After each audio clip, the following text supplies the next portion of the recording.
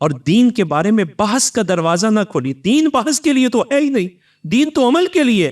آج بحث بڑھ گئی اور عمل کمزور ہو گیا. اور بحث کا دروازہ کیسا کفر نے کھولا, آرام سے فنگر ٹپس پہ پوری دنیا لا کے رکھ دی, اور فیس بک پہ جس کا جی چاہتا ہے وہ آ کے دین کے بارے میں بات شروع کر دے, اور آپ سے بھی کہتے ہیں آپ کی رائے کیا ہے, آپ کیا کہتے ہیں. یار ڈاکٹر کے پاس بیٹھے ہوئے میں اور آپ رائے نہیں دے سکتے. انجینئر اسٹرکچر ڈیزائن کر رہا ہو تو میری آپ کی رائے وہاں کوئی حیثیت نہیں رکھتی. کیا دین کا دروازہ ایسا ہے کہ جہاں ہر کسی کی رائے حیثیت رکھ؟ دین میں رائے کی احترام ہے, مشورے کا احترام ہے, لیکن کب؟ جب تم خود بھی ایکسپرٹ ہو جاؤ, پھر تمہاری رائے کا بڑا وزن موجود ہے. نبی پاک صلی اللہ علیہ وسلم آپ کی بارگاہ میں جناب ابو ذر غفاری حاضر ہے, اور یہ ابو ذر غفاری اس امت کے اتقا ہیں جو جناب عمر کے پیچھے بھی اپنی لٹ لے کے چل پڑتے تھے. جناب ابو ذر رضی اللہ تعالیٰ عنہ عرض کرتے ہیں, میں نبی علیہ الصلوۃ والسلام کے ساتھ تھا, کنت امشی مع رسول اللہ صلی اللہ علیہ وسلم, میں حضور کے ساتھ چل رہا تھا.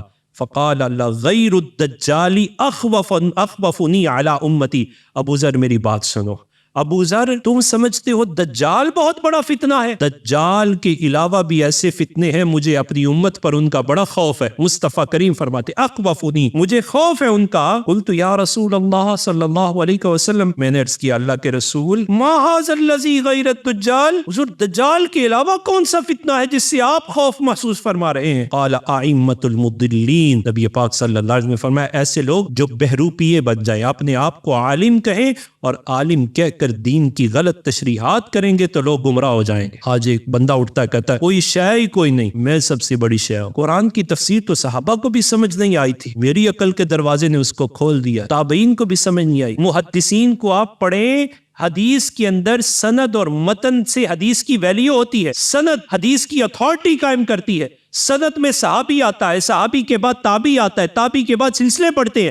محدثین نے آج تک اسماء الرجال پر ڈیروں کتابیں لکھتی, انسان چلتے چلتے تھک جائے, ان کا علم ختم نہ ہو, لیکن کبھی کسی نے صحابی پہ کوئی بات نہیں کی. ان سے پوچھا گیا اتنا علم تھا, صحابی کو کسی ترازو پہ کیوں نہیں تولا؟ انہوں نے کہا اس وجہ سے نہیں تولا, ہمارے علم ایک طرف, مصطفیٰ کریم کا ایک جملہ ایک طرف, اصحابی کلہم عدول, حضور نے فرمایا میرا ہر صحابی عادل ہے. ہم حضور کی بات کو مانیں گے, اپنے علم کو پرے کر دیں. یہ آج کون سا علم آ گیا کہ جو صحابہ کو کسی ترازو میں تولنا چاہتا ہے, جنہوں نے اپنی زوات ہائی قدسیت کو مصطفیٰ کریم علیہ الصلوۃ والسلام کے دین کے ابلاغ کے لیے پیش کیا, اور رب تعالیٰ نے بھی قبول فرمایا اور مصطفیٰ کریم نے بھی قبول فرمایا. مصطفیٰ فرماتے میرے صحابہ کو عام نہ سمجھو, رب تعالیٰ نے قلوب کو چھانٹی کیا, اور چھانٹی کرنے کے بعد جن کے قلوب کو ازکا پایا انہیں میری صحبت کا فیضان عطا فرمایا. اولئک الذین امتحن اللہ قلوبہم, قرآن کہتا ہے انہیں معمولی مت سمجھنا, اتنے ویلیویبل ہیں کہ میں نے ان کا امتحان لیا. رب فرماتا ہے